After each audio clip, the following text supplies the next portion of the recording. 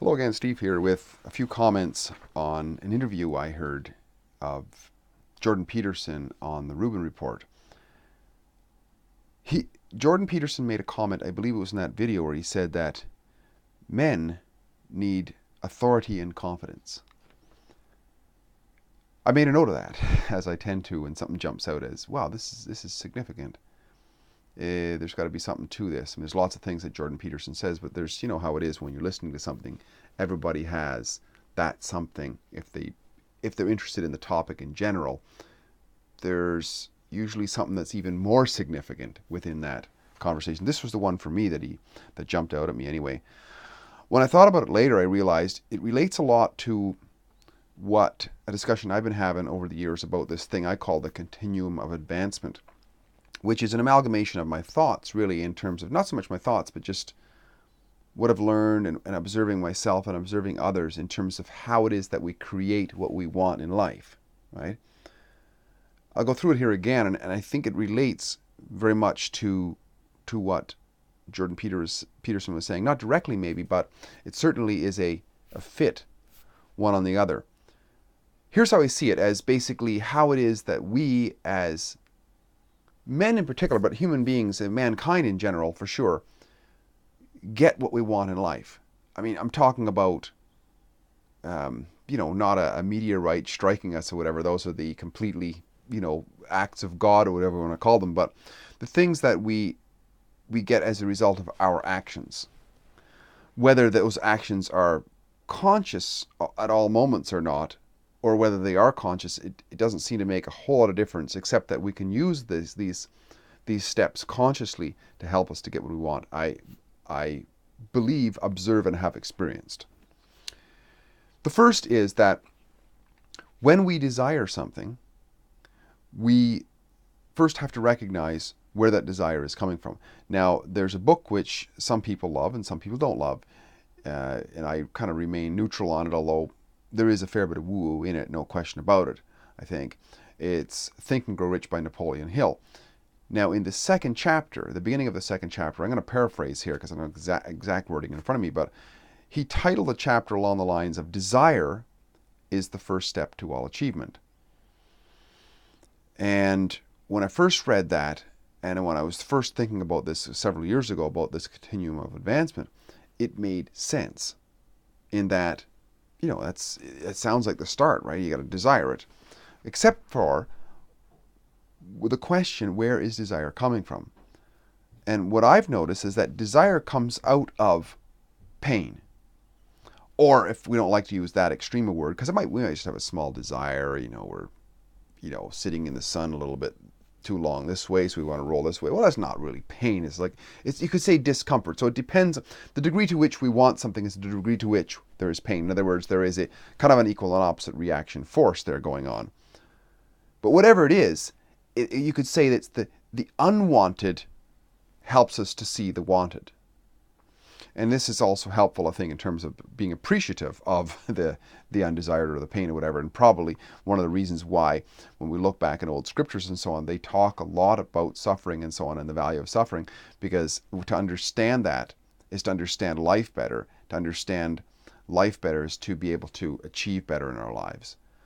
So that's the starting point, as close as I can see, is the recognition of where it's coming from. So out of that grows desire.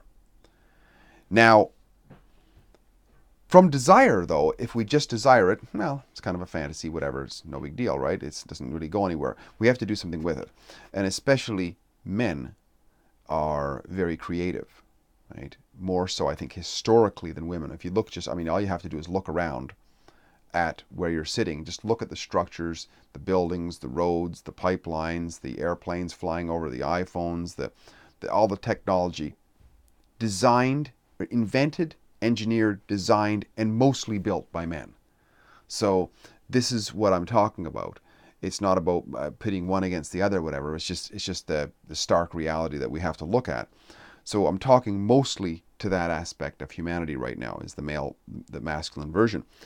Now, from the desire, in order to create something, say somebody wants to create an iPhone, well, there has to be a vision of sorts. Visioning sounds kind of woo and whatever, but nevertheless, we just look at, okay, take maybe cell phones, designing of cell phones, maybe many people can't relate to, but let's take a house, right? It is constructed in the mind, in the fantastical world, you might say, before it's ever begun, right? Well, it's on paper for sure. You got to have plans and structures in place and minute details of what the foundation looks like and what the footings of the foundation looks like and what the plumbing looks like, the electrical looks like, the insulation, the roofing materials, and all that sort of thing. It's all created, and what goes on before that even is how are we going to put this together before we even draw it out. So you see that whole process goes on, and this goes on in even the very smallest of things. To put on our shoes in the morning. Oh, where did I put them last night? In other words, there's a thought process that goes on which is an extension of desire, you might say. And this is a very masculine thing. And this is the beginning of authority, right? Because authority comes out of authoring, the creating of. The creating of. But if we just have desire and vision, what are we but mere daydreamers? And this is what happens sometimes when masculinity is knocked down. We become basement dwellers, non-achievers, right? And the real masculine aspect is to get into that authorship, that authoring of creation and what we see all around us. Those were men of authority who could create those sorts of things. And they were men of confidence, because confidence will come out of that authority as well, right? Here's the other one, though, where confidence really comes in, because to go from the belief and vision, the daydreams, right, to actually production, there must be belief or faith or confidence that we can actually take this forward. There's an old bit of woo-woo, but I think it's very constructive. It comes out of a scripture in the Bible, which once again, I like to look at these things. I like to look at all forms of writing. But this one's very powerful, I think. It's probably one of my favorite lines of the entire Bible, which goes something like this. Whatsoever you wish for when you pray, comma, believing that you will receive it, you will receive it. You see, whether that's true or not doesn't really matter, but that belief, and I think that's key to transition from what we have created in the mind, in the authoring process, to actually getting on with it. Because once we sincerely believe, once we have confidence that we can move forward, we then can have the will to act.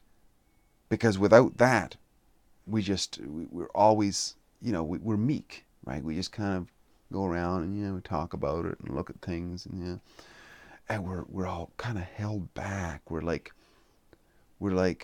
creatures that have been put in a cage for so long. So our will to live almost is knocked down. But an energetic character who has that confidence, that belief that something can come from this, can move on. Now, whether it's possible or not, that comes from it. But nevertheless, the steps are in there. And we see that in our lives if we're honest and we look at it. Will to act, right? And the action is where the authoring comes into being, right? And the actions, of course, and this is very important for men, because purpose comes out of actions, comes out of creativity. Like we have a reason then for getting up in the morning. We can have a labor of love. We can see the fruits of our labor.